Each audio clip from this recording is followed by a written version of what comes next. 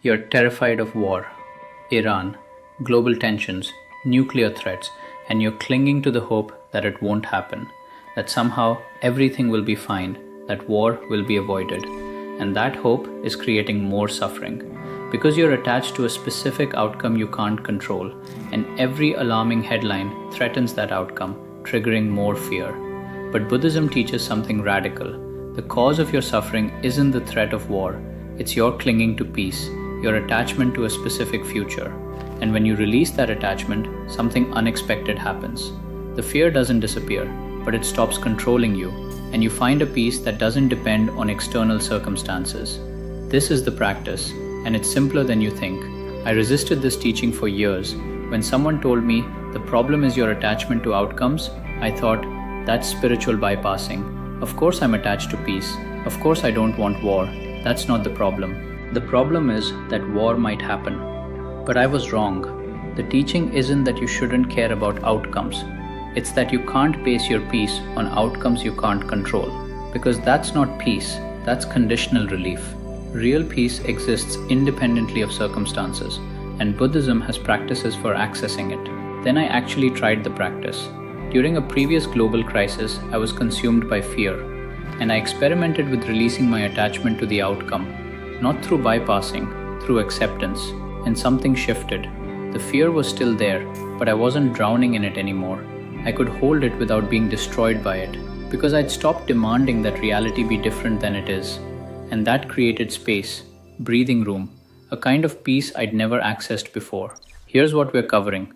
First, what Buddhism actually teaches about suffering and why your resistance to war creates more pain than war itself. Second, the specific practice Buddhists use to release attachment and why it works even in crisis.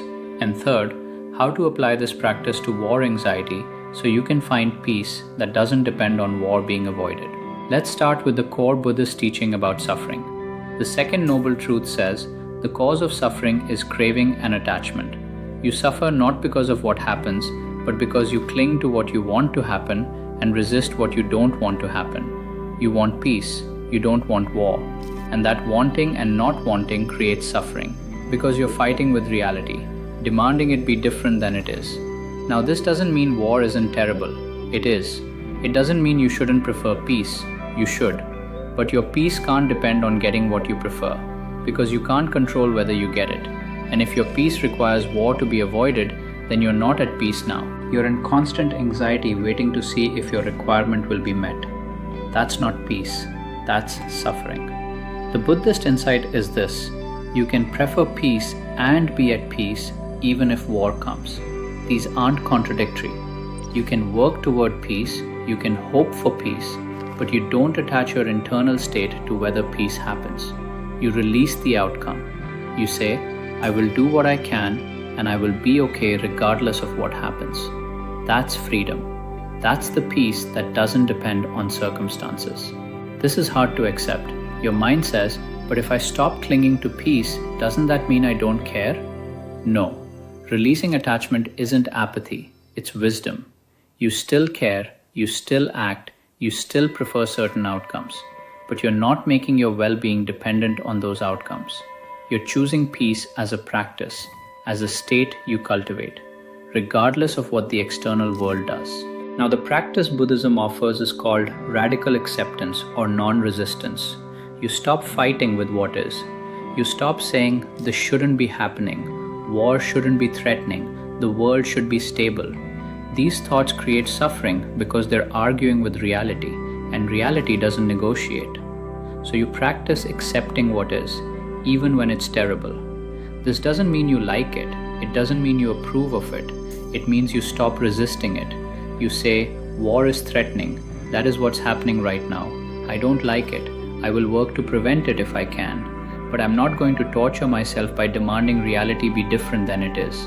I'm going to accept what is and respond from acceptance instead of from resistance.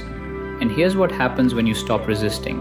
The suffering lessens, not because the situation changed, but because you stopped fighting with it. You stopped adding your resistance to the pain of the situation. The situation is one level of difficulty. Your resistance to it is a second level.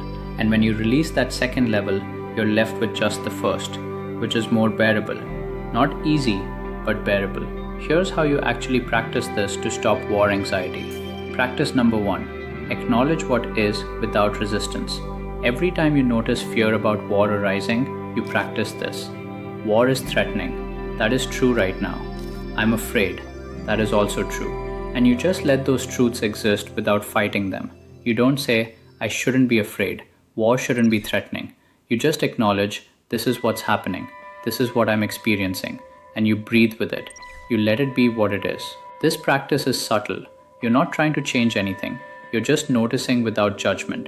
And in that noticing, something softens. Because you're not adding resistance to the fear. You're just letting it be. The fear is afraid war might happen. Okay, that's what fear does. You don't need to fight it or fix it. Just let it be there.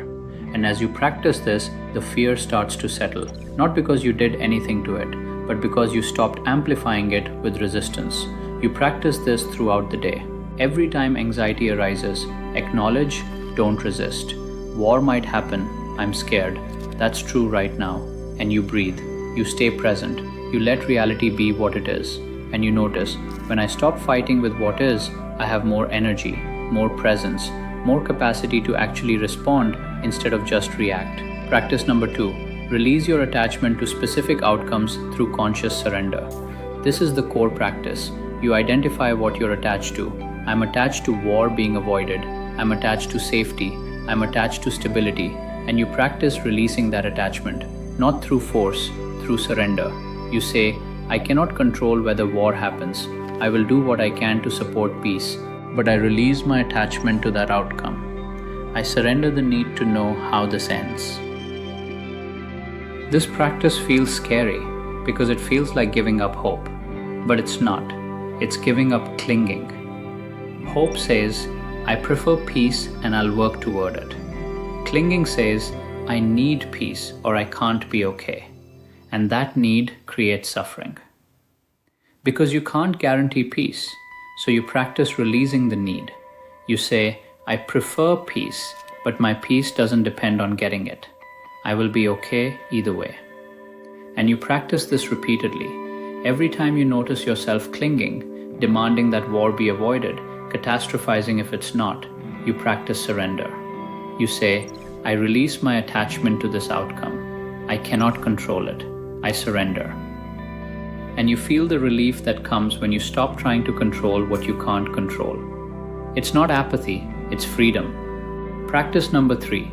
Find the peace that exists right now, regardless of future threat. Buddhism teaches that peace isn't something you achieve in the future when conditions are right.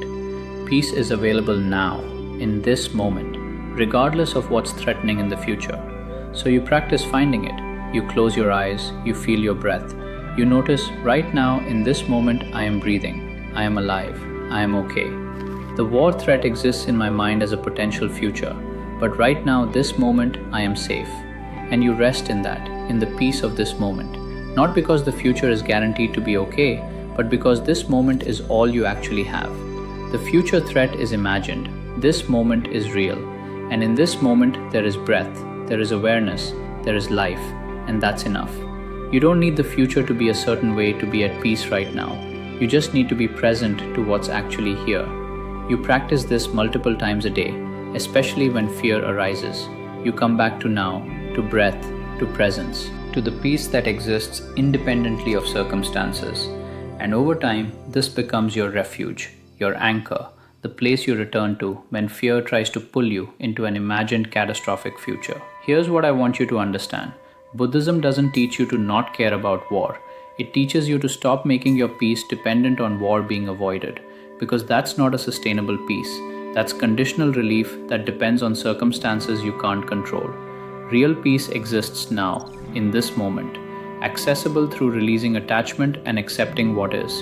And that peace can hold you even if your worst fears come true. We covered the Buddhist teaching on suffering. Clinging to outcomes creates suffering, not the outcomes themselves. We explored the core practice, radical acceptance without resistance, and we walked through 3 practices. Acknowledge what is without resistance, release attachment to outcomes through conscious surrender, and find the peace that exists right now, regardless of future threat. This practice doesn't eliminate fear. It doesn't guarantee war won't happen.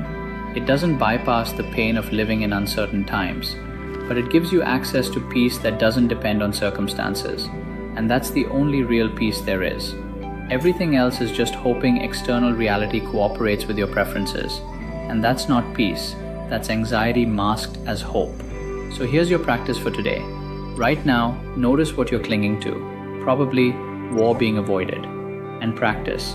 I release my attachment to this outcome. I cannot control it. I surrender. And then feel your breath. Notice, right now, in this moment, I am okay. And rest there. Even for just 30 seconds. That's the practice. Let me know in the comments, have you tried releasing attachment?